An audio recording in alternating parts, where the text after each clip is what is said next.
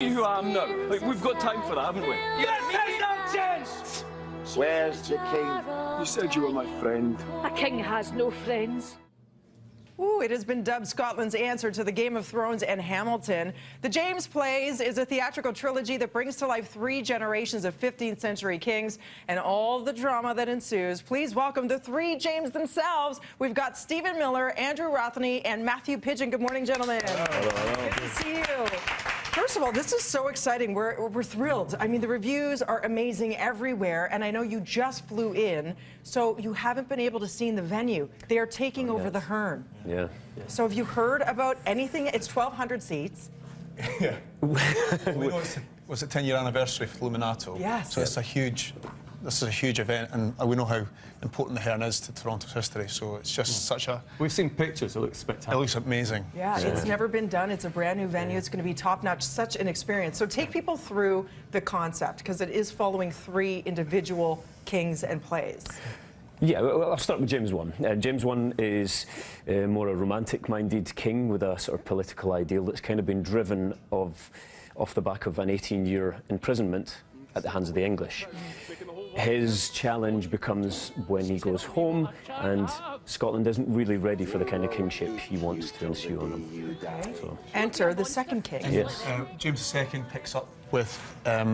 We see what happens to James I, and then we follow James II as a young boy to a young man, and how he can overcome the struggles of being a king, and can you really have friends when you're the king as well? That isolation that comes with the power. Absolutely. And then the third king. He doesn't really want to be king. He wants to have fun, party, have lovely young women and He's the young Prince men. Harry. Yeah, he is. He's an aging Prince Harry. He's an aging playboy. Yeah. So we see this kind of rule of law being set up by these 2 guys, fighting against these unruly people. By the time we get to me, they're saying, please rule us, please do everything correctly. We want law, we want politics. He's like, no, I just want to build palaces. I want a choir, I want beautiful young men, this one here. All the pomp and circumstance. Yeah, all that stuff. He wants to live a life of a Renaissance king. He wants fun, joy. What do you art. feel about the comparisons? You know, Game of Thrones super hot right now, and of course Hamilton sweeping the Tonys. Would you say that's an accurate description, that it's a fusion, a medley of the 2?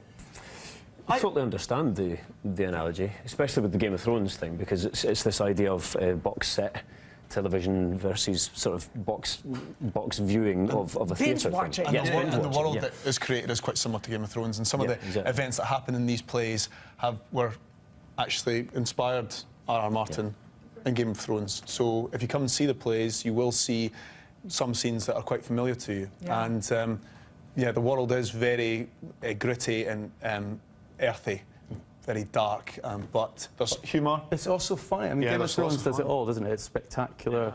There's kind of action, but it's also funny. And you've got small sort of personal stories as well, and there's a romance. You know, people take their clothes off. Everything It's you need. great. Everything And speaking of binge watching, you guys are having 4 marathon days where you at home could go to the Hearn and watch 11 consecutive hours.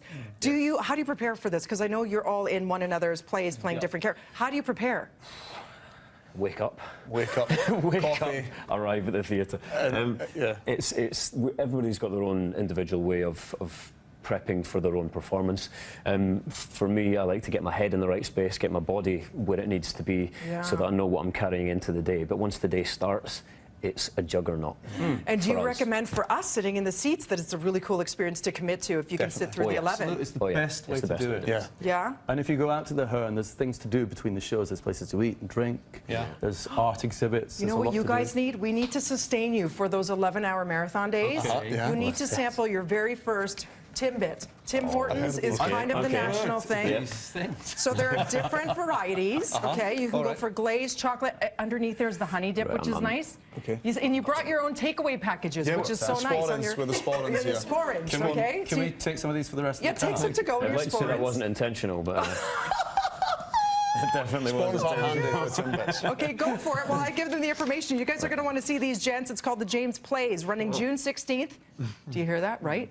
You're hooked. June 16th to the 26th at the Hearn Generating Station as part of the Luminato Festival. Head to breakfasttelevision.ca for more information to get your tickets. Instead of throwing roses, get them some Timbits. They like it. They really like it. Yeah, More read we'll to you do right them. after this. Right? Cheers.